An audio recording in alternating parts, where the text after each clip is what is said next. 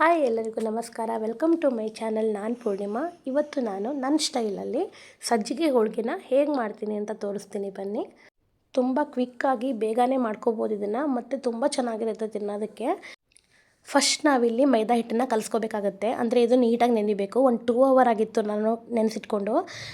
ಹಿಟ್ಟಿಗೆ ಸ್ವಲ್ಪ ಚಿಟಿಕೆ ಅಷ್ಟು ಉಪ್ಪು ಮತ್ತು ಎಣ್ಣೆ ಹಾಕಿ ಕಲಸಿಟ್ಕೊಂಡ್ರೆ ಸಾಕು. ನೀಟಾಗಿ 2 ಅವರ್ ನೆನೆದ್ರೆ ಸಾಕದು.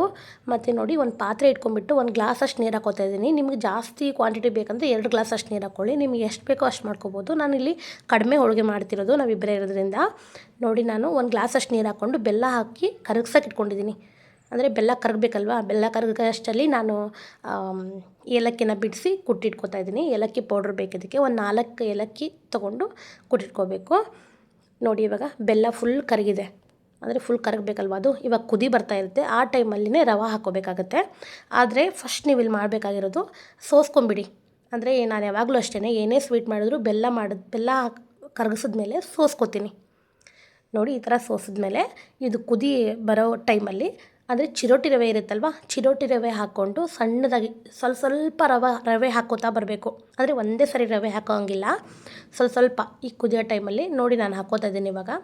ಸ್ವಲ್ಪ ರವೆ ಹಾಕ್ಕೋತಾ ಕಲಿಸ್ಕೋತಾ ಬರಬೇಕು. ಅಂದರೆ ಗಂಟಾಗೋದೇ ಇಲ್ಲ. ನೋಡಿ, ನಾನು ಇವಾಗ ಹಾಕ್ಕೋತಾ ಇದ್ದೀನಿ. ನೋಡಿ, ಚೂರು ಅಂದರೆ ಫಾಸ್ಟಾಗಿ ತೋರಿಸ್ತಾ ಇದ್ದೀನಿ ಅಷ್ಟೇ, ಸ್ಲೋ ಮೋಷನ್ ಇಲ್ಲ ಇದು. ಫಾಸ್ಟಾಗಿ ಹೋಗ್ತಿರೋದು ನಿಮ್ಗೆ ಹಂಗೆ ಕಾಣಿಸ್ತಾ ಇದೆ. ಇದರಲ್ಲಿ ಇಂಪಾರ್ಟೆಂಟ್ ಏನು ಅಂತ ಹೇಳ್ಬಿಡ್ತೀನಿ ನಾನು. ರವೆ ಹಾಕಿದ್ಮೇಲೆ ಎಲ್ಲ ನಿಮಗೆ ಒಂದು ಕನ್ಸಿಸ್ಟೆಂಟಿಗೆ ಬಂದಮೇಲೆ ನಿಮ್ಗೆ ಗೊತ್ತಾದಮೇಲೆ ಕುದಿಯೋದಕ್ಕೆ ಬಿಡಬೇಕಾಗತ್ತೆ. ನಾನು ಇದರಲ್ಲಿ ಕುದಿಯೋದು ಎಲ್ಲನೂ ತೋರ್ಸೋಕ್ಕಾಗಲ್ಲ ಅಲ್ವಾ, ಕಟ್ ಮಾಡಿರ್ತೀವಿ. ಸ್ವಲ್ಪ ಕುದಿಬೇಕದು, ಫುಲ್ ರವೆ ಬೇಯಬೇಕಲ್ವಾ. ಕುದ್ದಾದಮೇಲೆ ಇನ್ನೊಂದೇನು ಇಂಪಾರ್ಟೆಂಟ್ ಅಂದರೆ ಬೆಲ್ಲ ಜಾಸ್ತಿ ಹಾಕ್ಕೋಬೇಕು. ಇವಾಗ ಪಾಯಸಗೆ ಸ್ವೀಟ್ಗೆ ಹಾಕೋತೀವಲ್ವ, ಆ ಥರ ಬೆಲ್ಲ ಹಾಕೋದಲ್ಲ. ಯಾಕಂದರೆ ಇದ್ರ ಮೇಲೆ ಮೈದಾ ಬೇರೆ ಬರುತ್ತೆ. ಅಂದರೆ ಸ್ವೀಟ್ ಕಡಿಮೆ ಆಗಿಬಿಡುತ್ತೆ ಆವಾಗ, ಸ್ಟಫಿಂಗ್ ಮಾಡಿರ್ತೀವಲ್ವ. ಇದು ಬೆಲ್ಲ ಜಾಸ್ತಿನೇ ಇರಲಿ. ಅಂದರೆ ಫುಲ್ ಸ್ಟಫ್ ಮಾಡಿದ್ಮೇಲೆ ಮೈದಾ ಜೊತೆ ಸೇರಿಕೊಂಡು ಆವಾಗ ಸ್ವೀಟ್ ಕರೆಕ್ಟ್ ಆಗುತ್ತೆ ಆವಾಗ. ಬೆಲ್ಲ ಸ್ವಲ್ಪ ಜಾಸ್ತಿ ಹಾಕ್ಕೊಳ್ಳಿ ಅಂತ ಹೇಳ್ತಿರೋದು ಅಷ್ಟೇ. ಕಡಿಮೆ ಹಾಕಿಬಿಟ್ರೆ ಸಪ್ಪೆ ಆಗಿಬಿಡುತ್ತೆ ಹೋಳಿಗೆ ಅಂತ. ಆಮೇಲೆ ಏನು ಗೊತ್ತಾ, ಅದು ತಣ್ಣಗಾದ್ಮೇಲೆ ಸ್ವಲ್ಪ ಗಟ್ಟಿ ಬರುತ್ತೆ.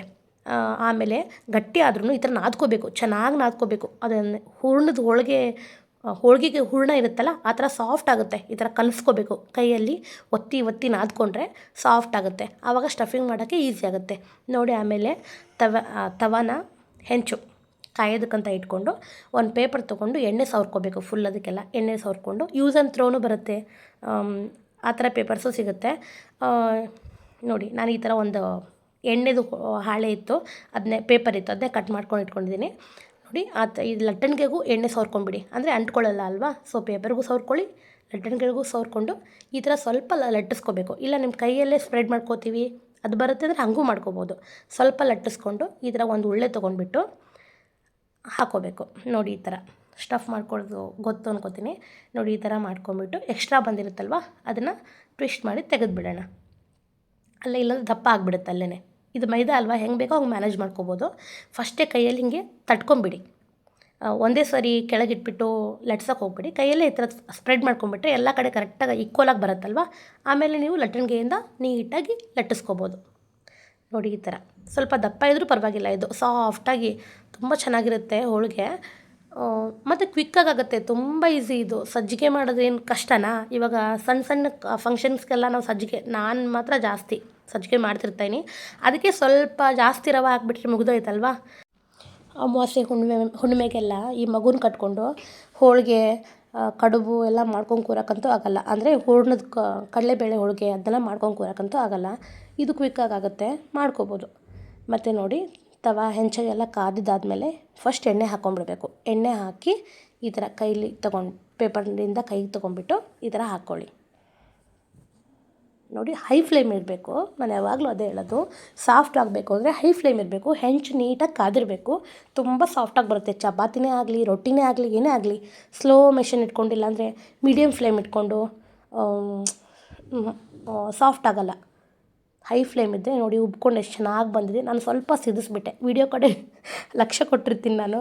ಸ್ವಲ್ಪ ಇದಾಗಿಬಿಡುತ್ತೆ. ಆಮೇಲೆ ವಿಡಿಯೋ ಎಲ್ಲ ಆಫ್ ಮಾಡಿದ್ಮೇಲೆ ಚೆನ್ನಾಗೇ ಬಂದಿರುತ್ತೆ ನನಗೆ. ಸ್ವಲ್ಪ ಸಿದೋಗಿತ್ತು, ಅಡ್ಜಸ್ಟ್ ಮಾಡ್ಕೊಳ್ಳಿ.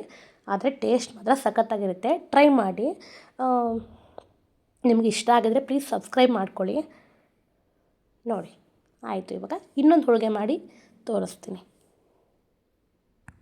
ತೋರಿಸ್ತಿದ್ದೀನಿ ನೋಡಿ. ನಾನು ಇನ್ನೊಂದು ಹೋಳಿಗೆ ಮಾಡಿಬಿಟ್ಟು ಸೇಮ್ ಅದೇ ಥರನೇ ತುಂಬ್ಕೊಂಡ್ಬಿಟ್ಟು ನೀಟಾಗಿ ಮಾಡ್ಕೋಬೇಕು. ಸ್ವಲ್ಪ ದಪ್ಪ ಆದರೂ ಪರವಾಗಿಲ್ಲ, ಸಾಫ್ಟಾಗಿ ಚೆನ್ನಾಗಿ ಬರುತ್ತಿದ್ದು, ಏನು ತೆಳುವಾಗಿ ಲಟ್ಟಿಸ್ಕೋಬೇಕು ಅಂತ ಏನಿಲ್ಲ. ಇನ್ನೊಂದೇನೆಂದರೆ ಬೆಲ್ಲ ಕಡಿಮೆ ಆದರೆ ಏನು ಮಾಡಬೇಕು, ಇವಾಗೆಲ್ಲ ರೆಡಿ ಮಾಡ್ಕೊಂಡು ಬಿಟ್ಟಿರ್ತೀವಿ, ಬೆಲ್ಲ ಕಡಿಮೆ ಆದರೆ ಟೇಸ್ಟೇ ಬರೋಲ್ಲ, ಹೋಳಿಗೆ ಸಪ್ಪೆ ಆಗಿಬಿಡುತ್ತೆ.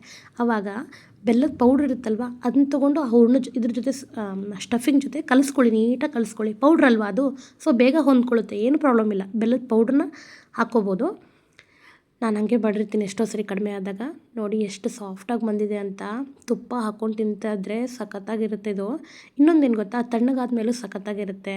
ನೋಡಿ ಟ್ರೈ ಮಾಡಿ ನೋಡಿ. ಇಷ್ಟ ಆದರೆ ಲೈಕ್ ಮಾಡಿ, ಪ್ಲೀಸ್ ಸಬ್ಸ್ಕ್ರೈಬ್ ಮಾಡ್ಕೊಳ್ಳಿ. Thanks for watching.